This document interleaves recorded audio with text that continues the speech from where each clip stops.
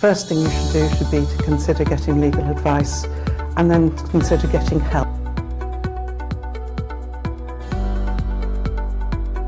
So today's workshop is for people, researchers, academics on the research park who are thinking either in the short term or at some stage in the future of setting up a business and think they may need to get investment, they need to go through the due diligence process. We're explaining to them how to set up a company to avoid a number of pitfalls along the way, which could make it hard to get investment later. Due diligence is carried out by people working on behalf of the investors to check that the money is being spent appropriately. Some of these will be legal experts, some financial, and in our case, technical experts. Before an investor finally commits to spending their money, they want to be sure of what they're buying. They have due diligence carried out at that stage to make sure that their money is being spent on a genuine purchase. The due diligence that's required usually depends on the size of the investment.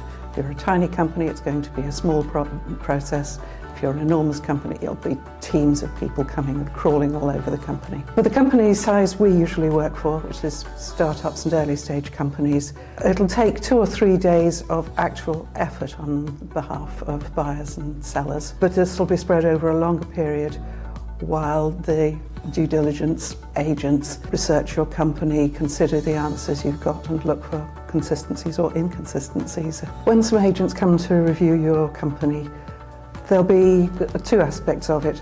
Looking to see that the paperwork's in place, and I suspect, though I don't know from my own experience, that the legals will be all over the paperwork and the financiers too. From the technical point of view, we want to see some paperwork, but the main point is the state of your technology. We want to know whether it's fit for the business purpose and whether it'll stay that way. We'll find this out partly by looking at paperwork, partly by talking to people. Academics and researchers in the research park should consider DD before it becomes absolutely necessary. As soon as you see it on the horizon, the first thing you should do should be to consider getting legal advice and then consider getting help. You won't know how to prepare yourself for DD unless you've been through it before.